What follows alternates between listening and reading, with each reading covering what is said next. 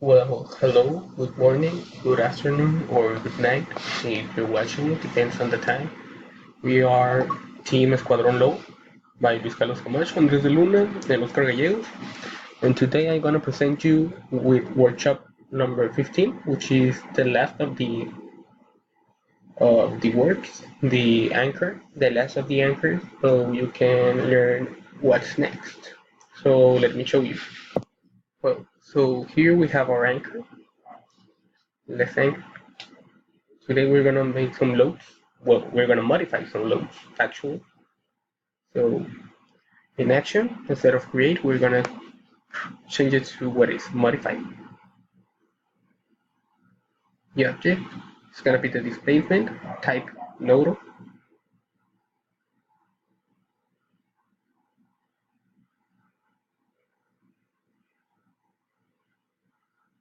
As you see, we have another selected set to modify, which is the fact to add washer. Because we had another practices with this one, with type of anchor. So we're gonna go to analysis and we're going to modify it.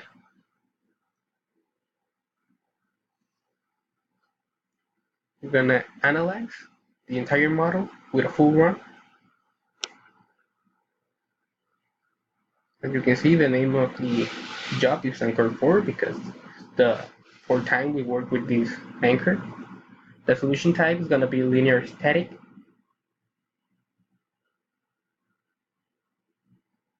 Make sure the solution sequence says 101. We're gonna apply it. You can see.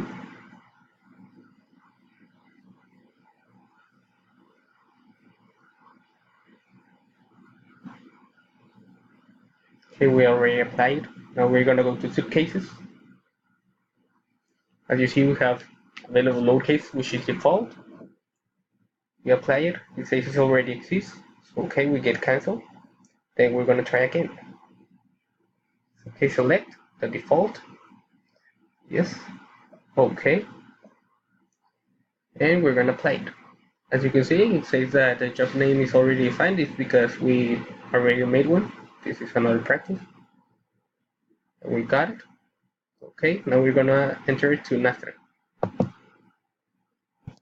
So here's what once we have our Nastran file, we're gonna access the results.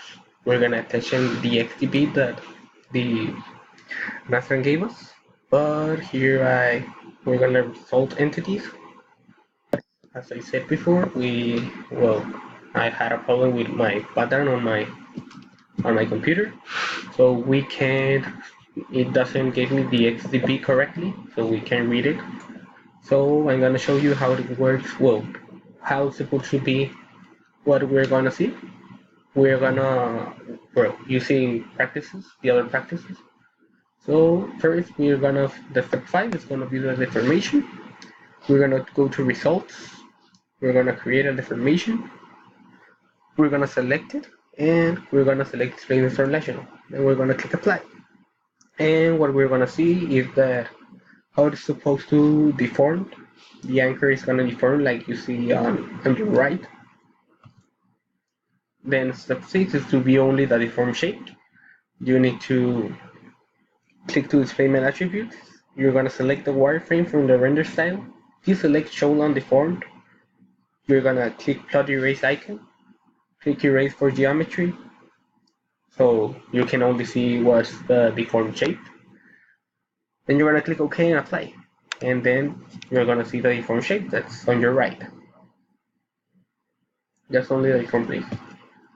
And step 7 is you're gonna view the von Mises stress. If you wanna see the stress, you're gonna exit results, create, fringe. You're gonna select what's your anchor. Then you're gonna select stress tensor, so you can see how it stresses, the stresses it creates. Then you're gonna go to under quantity select von Mises for it to go to the von Mises stress. You're gonna click display attributes, the icon, the one that have the arrows. You're gonna select element edges for display. Then you're gonna click apply, and you're gonna see how it deforms with the von Mises stress. It's gonna give you the result from the right, so you can access to them. Then you're going to show a fringe plot for a subset of elements. Then you need to, for this, you need to click the target entities that are going to be the top of the anchor, where the, I don't know how to say it in English, but I say it eje, where, where it needs to be. So you need to select that entity. It is going to be an element. You're going to select element, target entity, see the figure for select elements. That's what I tell you to select, and you're going to click apply. Finally, you need to zoom higher skirt region because, as you can see, if you see it from very far away, you don't see any problem. But once you go towards the corner, they're gonna see that there's a lot of stress inside. So that's why you need to be very careful with what you're gonna analyze, the target, the stresses, how it works. So you're gonna click view corner icon. You're gonna see if you were to select the region, like here, and then use the mouse to rotate. So you can select the region with the most perfect you can. Finally, use inter-element averaging for von Mises stress. You're gonna click in isotree view, then fit view icon.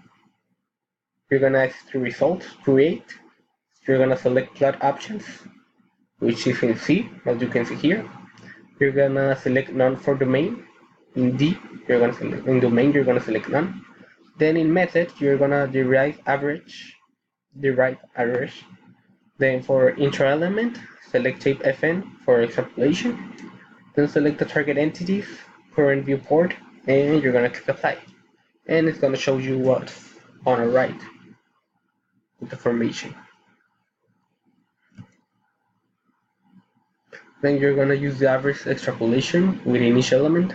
So you're gonna go to results, you're gonna create. Then you're gonna select plot options. That's the figure right there. This figure right here.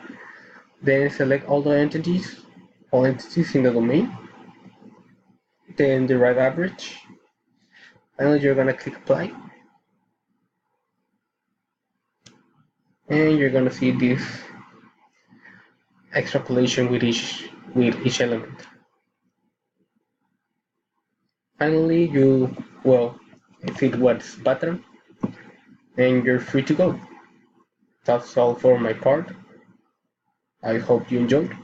And so for us, that's the last workshop number 15, the anchor, the fourth anchor. So thanks for watching, folks, and see you later. Thank teacher, and we're gonna see you next. This video was created